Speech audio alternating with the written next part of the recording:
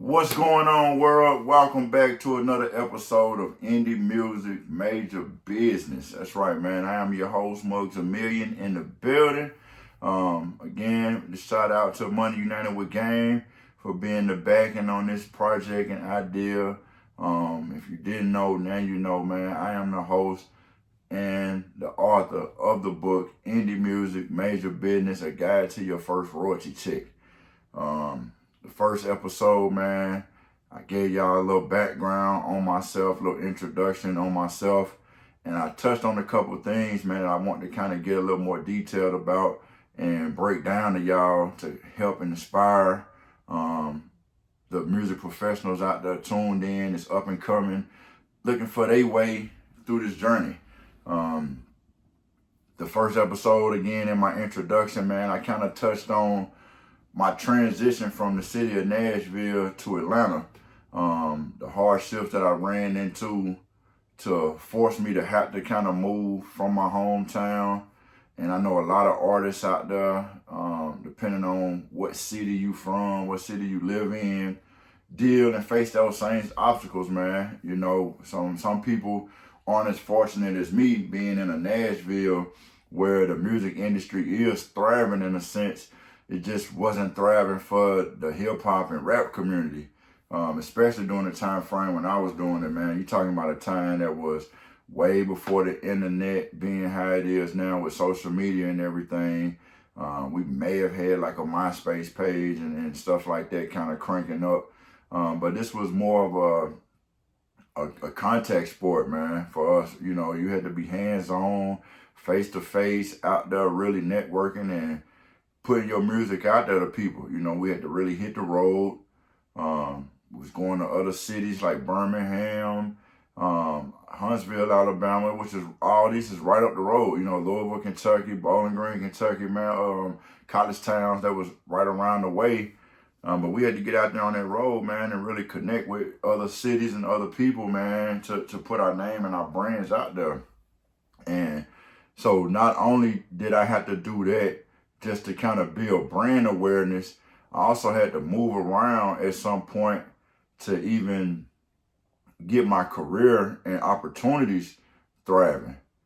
So again, I touched on how living in the city of Nashville, I would go to my BMI rep and, you know, they had like music representation and listening days, you know. So if you was a BMI songwriter, you could go in there on a certain day, talk with your rep, sit down with your rep, go over some of your music catalog, and, you know, they would give you insight and advice on what you should do with the music, what your next steps could be. If they had any kind of opportunities or resources for you, they would present those to you. And unfortunately, man, for me and other hip hop recording artists here in the city of Nashville, we would continue to be told that we would have to move to an Atlanta for our music career can go to that next level. You know, they didn't even have representatives in the office at the time that dealt with hip hop music or dealt with rap music. And so therefore, you know, we had to make those transitions and moves elsewhere, you know, either LA or New York. And like I said, for me, it ended up being Atlanta, man. Fresh out of college. Not a typical 4-year university college, man, but I went to school at a community college here in Nashville directly for the music industry and the music business. And from that knowledge and expertise that I was able to learn and gain from going to school, man, moving to Atlanta was actually like the best, perfect move for me to do next after that. You know what I'm saying? And so that journey there, man, is really what like elevated and cultivated who I am now as an artist. You know, it set the tone and set the foundation for who I became, well, rather as a music professional. Let me correct that, not as an artist, because it allowed me to evolve. Again, I got my first Billboard placement as a songwriter because of the shift and the change that happened in my career during that time. And so that's another part of the motivation, elevation, and education that I want to break down to those music professionals that's tuned in right now. If you're an indie music artist or indie music professional in any aspect of it, it does come with major business when being in this industry to take your career to that next level, man. And so some of the major business that I had to endure with making the transition and the move to Atlanta was adapting to the music industry itself. You know, being in a Nashville, even though we are the music capital of the world for rap and hip hop, it wasn't a real music industry scene here, so to speak, at the time, especially when I was coming up and doing my thing in the industry. But Atlanta was full blown. You talking 2010, 2011, some of the earlier Young Jeezy career days, when Def Jam was signing new artists like Akon. They were they had just signed T-Pain kind of good. And, you know, T-Pain was a new and up-and-coming artist, man. This was before all the Atlanta Housewives stuff and all of that even picked up, man. So, you know, you had your artists like Young Jock and them that was still popping and doing their thing. Big Boy and the whole Dungeon Family stuff, you know, of course, they had a run for years, man, but the Purple Ribbon and all of those newer Atlanta spins and trends were starting to kind of like continue to just blow up and cultivate, man. And so me moving to Atlanta put me right in the midst of a lot of that, especially my internship at the recording studio, Icon Studios down there in Atlanta. And so again, I kind of spoke on that in my previous episode, but just to kind of go in a little more in depth, the internship, man, was like one of the best things that could have happened to me, man. So like if you're a younger music professional, if you're an indie music professional and you're looking at this and say you're an artist or you're a producer or you want to get in on the engineering side of it, I highly suggest, man, listen to me, I highly suggest that you go and find a recording studio, a publishing house, a record company, something of those kind of fields, man, and try to attempt to get yourself an internship working for one of those companies. It may be a free, non-paid internship, which most internships are non-paid, but the information, the access, the relationships and networking, man, is invaluable. You know, I'm talking about priceless, man. During my internship tenure, I was able to see the process of the music industry, the behind the scenes of it, you know, the recording session. So me being an intern, I was working the front desk. So everything from like answering the phone and actually booking the studio time or letting the studio, you know, letting the artist in and out of the studio, doing food runs. You might be doing an assistant engineer position. All of these things, man, allowed you hands-on access to some of these major up-and-coming artists or even just major recording artists at the time. It gave you hands-on access with them in an environment where they wasn't uppity. You know, they wasn't in the club scene, so it wasn't like hard to really communicate with them, you know. And then it was a trust factor because you're being the intern that's assigned to them. I mean, think about it. You're going to go get their food at 1 o'clock, 2 o'clock in the morning. You know, you run into the store to get them Black and Milds and beer or whatever it was that they had needed at the time to get their vibes and stuff going. And so, you know, I can remember one time when Akon was there, you know, Akon kind of had a big relationship with the studio that I was recording at. Well, not recording there, interning at or whatnot, which we did some recording there too. That was part of the blessing and resources of being able to be an intern at the recording studio was access to being able to record in a high-end professional studio myself with some of my music. But the internship itself, man, led to, like I said, being able to build a relationship with an Akon, man, and even like Young Jeezy, man, like Young Jeezy's security, man. I got real tight with his security. And, you know, I would get invited to events that Young Jeezy was doing and could pop up at different events. And his security knew me and was like, boom, come on in. He with us. You know, same like I said with Akon, man. And it was just like the relationship that you had, the access to be able to build and the opportunity to build just by having an internship and being able to catch these people, not saying with their guard down, but when they wasn't so, again, sheltered or protected because they were in a safe space. They were at the recording studio, man. It's just 1 o'clock in the morning. You know, most of them, they got on flip-flops and house shoes, or, you know what I'm saying, they jogging suits and sweatpants and just relaxed and chilling, man, you know. And so you was able to see how the industry worked and how it operated. Somewhat with some downside to it, you know, it showed me a lot about work ethic. Again, a lot of artists want a record deal and they want to, you know, get their shot. But it's like, I seen a lot of artists blow those opportunities as well. Like, for instance, again, we had access to seeing who had the studios booked out. You know, we had about, three studio rooms there. And we were able to see, okay, on the list, you got Def Jam finna be here all day today. They got the studio booked out 12 p.m. to 12 a.m. You know what I'm saying? And I would notice at times, man, like, okay, I get there at the 12 o'clock, the engineer here, he ready to get into the room, and you would look up, and it may be going on 4 p.m., 5 p.m., and the artist just now showing up. Take in mind, the studio been booked since 12 o'clock that afternoon. Here it is, 4 p.m., 5 p.m., the artist just now getting to the studio. The engineer already been in there. So that means what? He already on the clock. He already on the clock being paid for his time, yet the artist ain't there yet, you know. Then the artists get there, and they like, yo, we finna go make a run to go get some food. You know, you're already late, and now you just now finna go make a run and go get some food. You know what I'm saying? And then you would see them finally coming back again, 9 o'clock, 10 o'clock that night, and they only got the studio booked till midnight.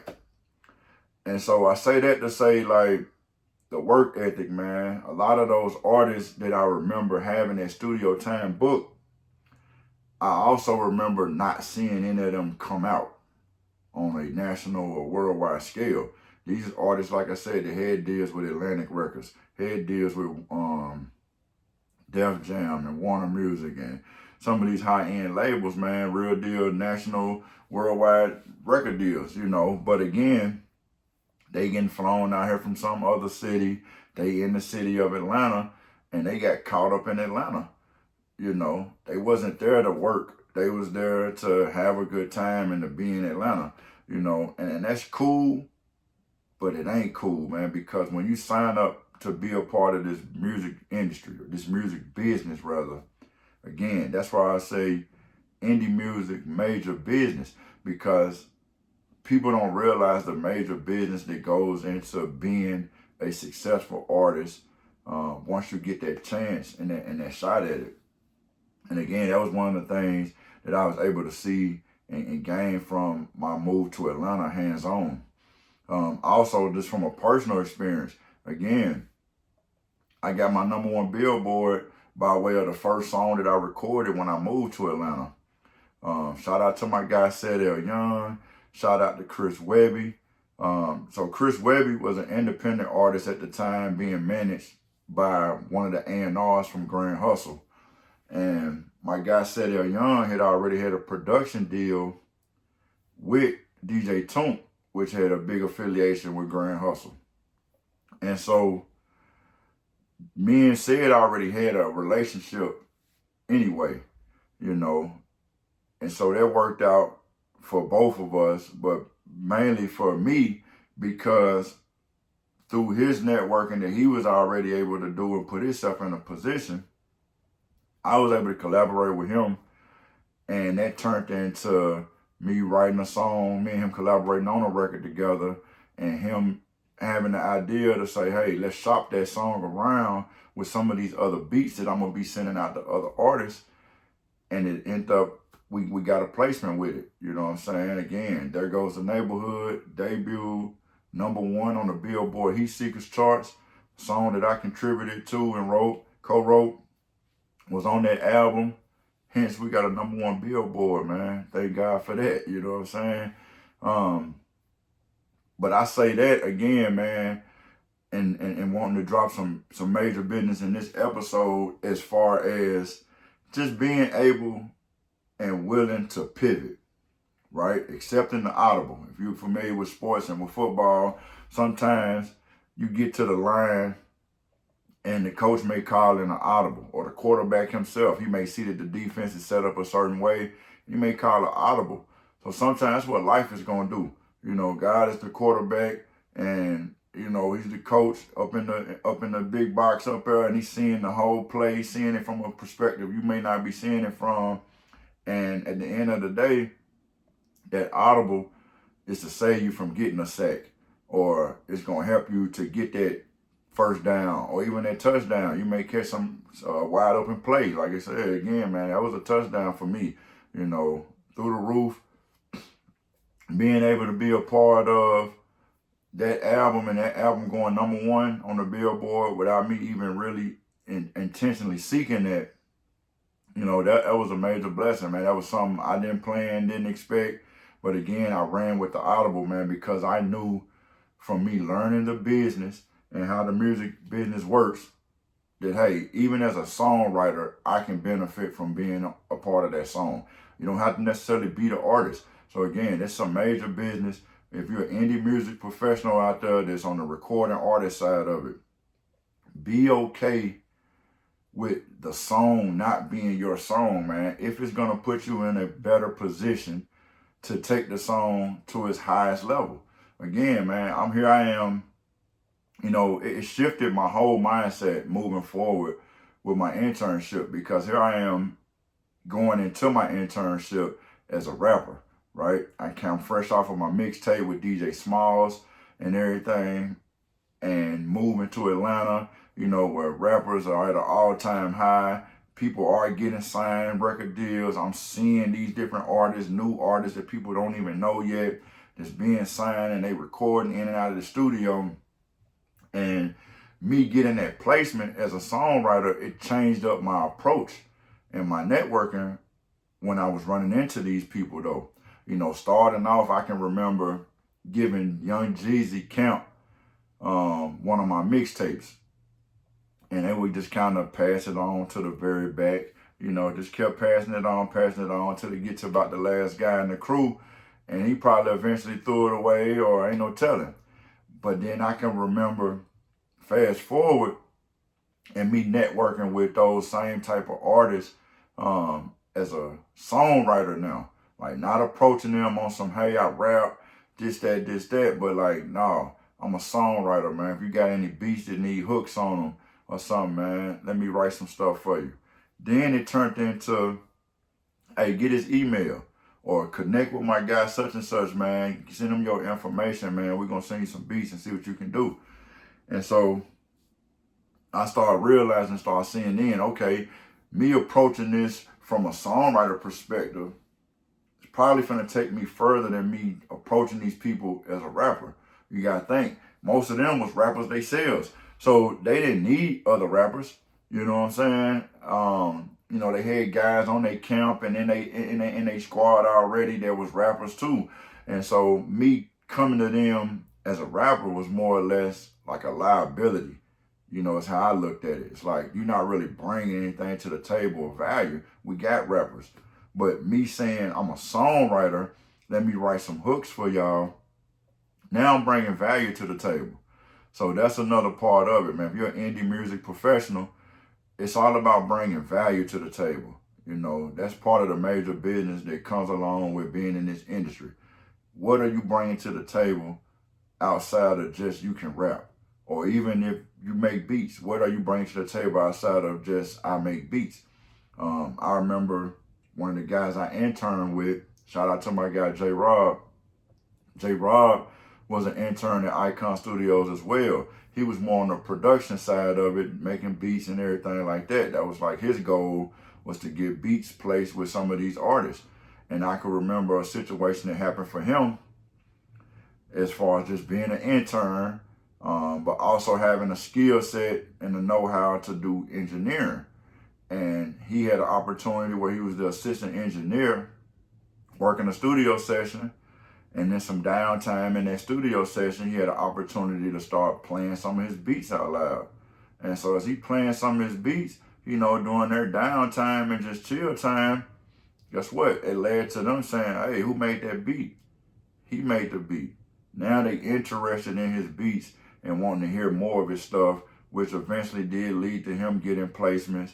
I want to say he was Grammy nominated at one time with a record he did with Chrisette Michelle, and a few other placements and stuff that he had transpired from that. You know what I'm saying? And again, he's just one example. It was many of the other interns there that gained a lot of exposure and opportunities from just being an intern though. So again, be okay with the different roles and the aspects of this music industry, man. Again, it's such a wide variety of things and roles in this industry that you can contribute to. Again, I came into it as a rapper. I came out of it or elevated from it to being a songwriter. To now, you know, again, I wrote my own book about my journey and about how the major business, you know, me being an indie music professional, the major business is what elevated and took my career to the next level. From learning how to collect my own royalties, or, you know, making sure my songs and music was signed up correctly with my PRO, which your PRO is like your BMI or your ASCAP, and even having my own publishing company set up, you know. And those are things, again, that we'll dive deeper into at a later time. But again, I just wanted to touch on that today for all you indie music professionals out there.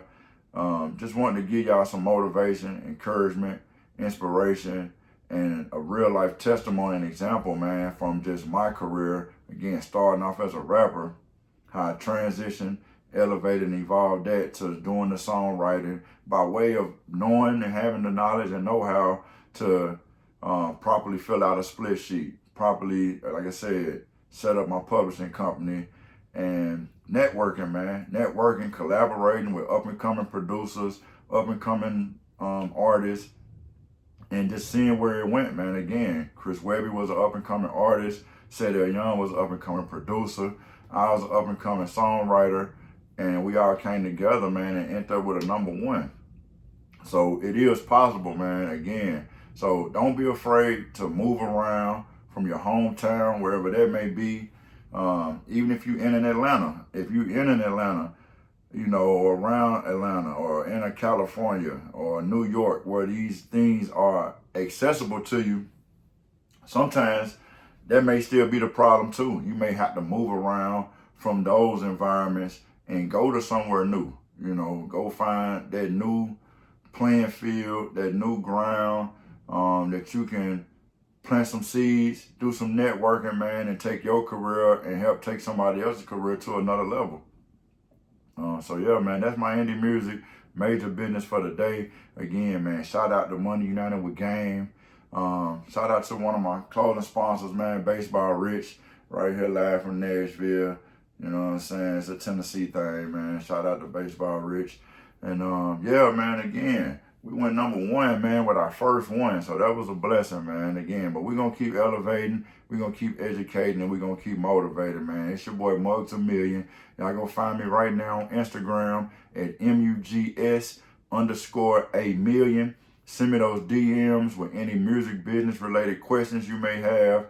Again, if you're an up-and-coming artist, up-and-coming producer, any type of indie music professional, man, especially if you're just getting started, you definitely want to go check out the book. The audio book is available right now on Spotify, Apple Music, anywhere where you go and listen to your actual music at. The audio book is available, man. Again, it's Indie Music, Major Business, a guide to your first royalty check. We're trying to help y'all get yourself in order so y'all can start getting paid for the music you're making out here, man, or at least have the know-how of what it takes to start generating money and income from your music, man. We're going to get into the whole branding aspect, how to treat yourself as a brand, because that's what you are. You're bigger than being just an artist. You're a brand. So we'll talk about that in some later episodes too. But again, I just wanted to kind of go back, reiterate the importance of getting out of that comfort zone, accepting the audible, being willing to pivot, and knowing and understanding, man, there's different roles and different ways that you can put yourself in a good position in this music industry, man. Don't get stuck in one position, one role. If you're a recording artist, learn how to be an engineer. If you're an engineer, learn how to make beats. You know, if you make beats, learn how to write hooks too, or at least find a writer that can collaborate on your beats, you know, and they can put hooks on your beats, man. Again, had I already had that hook wrote, who's to say that Chris Webby would have still chose that beat from Sedell Young, you know? So as much as his beat was important, my hook was important being on the song already too. A lot of times these artists, you know, they just want to get in there and vibe out and just write the rap. You know, they want the concept already laid out for them. So again, if you're an indie music producer, beat maker, find your artist out there or a songwriter out there you can collaborate with. They can put those hook ideas and concepts on your tracks already. And then you start sending them out to different artists like that. And that may help get your beats a little more attention. So that's my indie music major business for today, man. Again, I am your host, MUG Amillion. I'm in the building, man. Thank y'all for y'all time. Thank y'all for y'all grind. And I hope this was able to motivate and elevate y'all mind, man. Much love. Appreciate y'all, man. Holla back. Follow your boy. Subscribe to the channel, Money United with Game TV. And we'll see y'all the next time. Yeah.